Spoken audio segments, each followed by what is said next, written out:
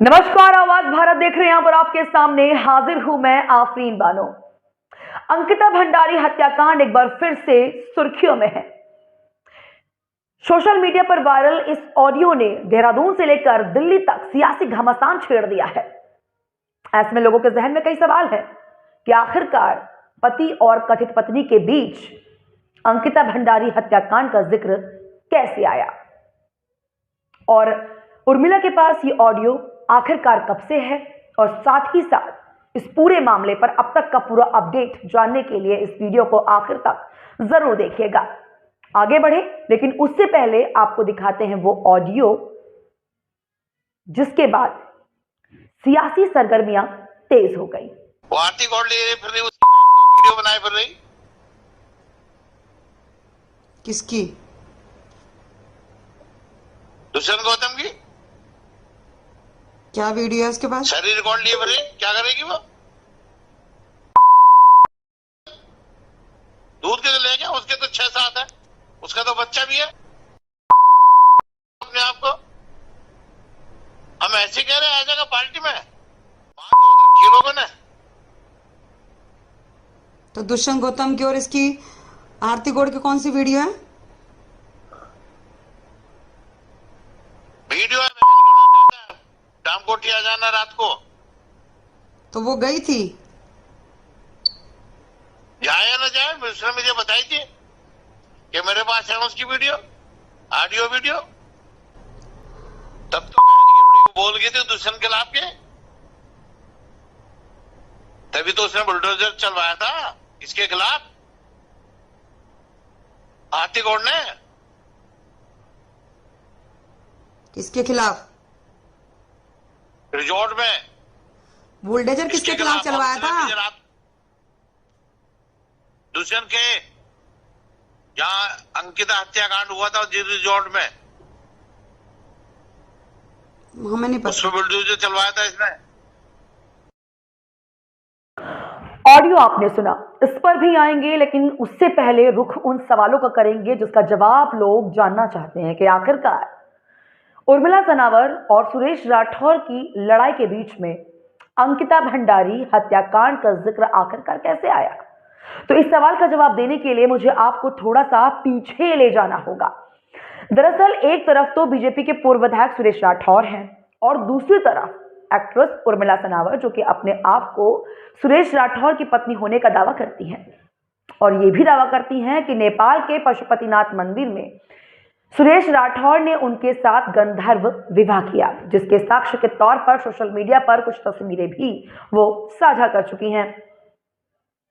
और एक लंबी लड़ाई लड़ने के बाद इस कहानी में एक नया मोड़ आता है, जब जून में सुरेश राठौर सार्वजनिक रूप से प्रेस कॉन्फ्रेंस करते हैं और एक्ट्रेस उर्मिला सनावर को अपनी पत्नी के रूप में स्वीकारते हैं। इस खबर को मेन स्ट्रीम मीडिया ने रन किया और उसके बाद एक और खबर बाहर निकल कर आती है, जो कि थी यूसीसी कानून का उल्लंघन करना। जी हां, एक तरफ तो बीजेपी यूसीसी कानून लागू करने को लेकर वाहवाही बटोरती हुई नजर आती है, तो वहीं दूसरी तरफ इन्हीं के नेता पूर्व बीजेपी विधायक सुरेश राठौर ने सार्वजनिक रूप से पत्नी स्वीकार लिया। एक पत्नी होने के बावजूद फिर क्या था, सीधा सीधा उल्लंघन उन्हीं के नेता ने किया। लेकिन उसके बाद यह भी आपको बताना लाजमी होगा कि बीजेपी ने सुरेश राठौर को पार्टी से निष्कासित करने में समय नहीं लगाया। बाहर का रास्ता सुरेश राठौर को दिखा दिया गया। इनकी लड़ाई इस तरीके से चलती रही।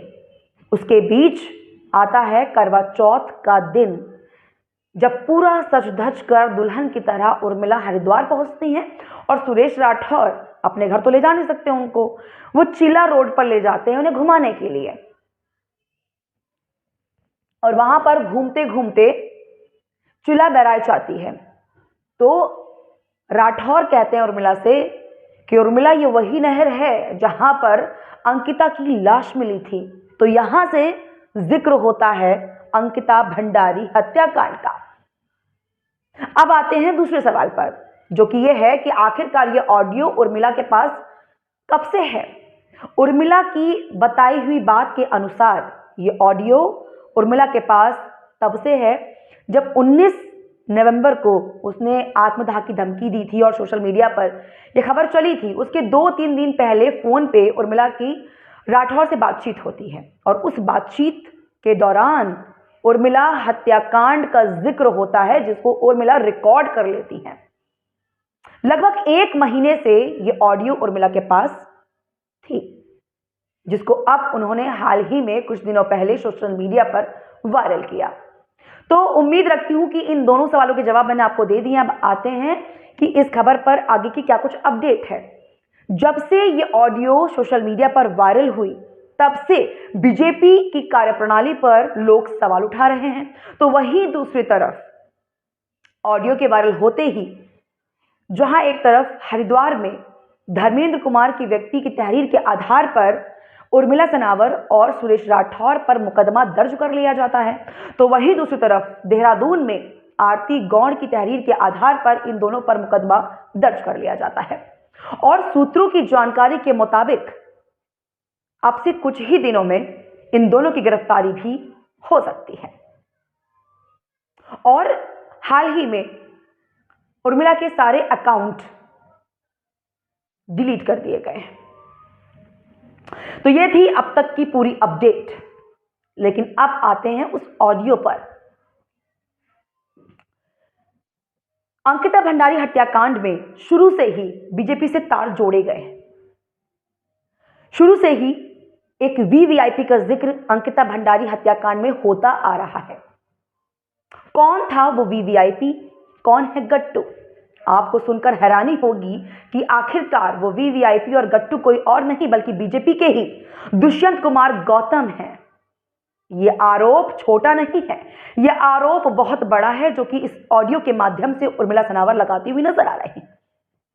लेकिन सवाल अब भी कायम है कि आखिरकार उत्तराखंड की बेटी अंकिता भंडारी को इंसाफ कब मिलेगा? पूरा इंसाफ कब मिलेगा? लेकिन सवाल अब भी कायम है कि आखिरकार उत्तराखंड की बेटी अंकिता भंडारी को पूरा न्याय कब मिलेगा? आखिरकार कब तक सत्ता की आड़ में अपराधी बचते रहेंगे और इस तरह के कृत्य सामने आते रहेंगे? अंकिता भंडारी का दर्द एक ऐसा दर्द है, उत्तराखंड की एक ऐसी दुखती नब्ज है जो आज भी लोगों का दिल दहला कर रख देती है।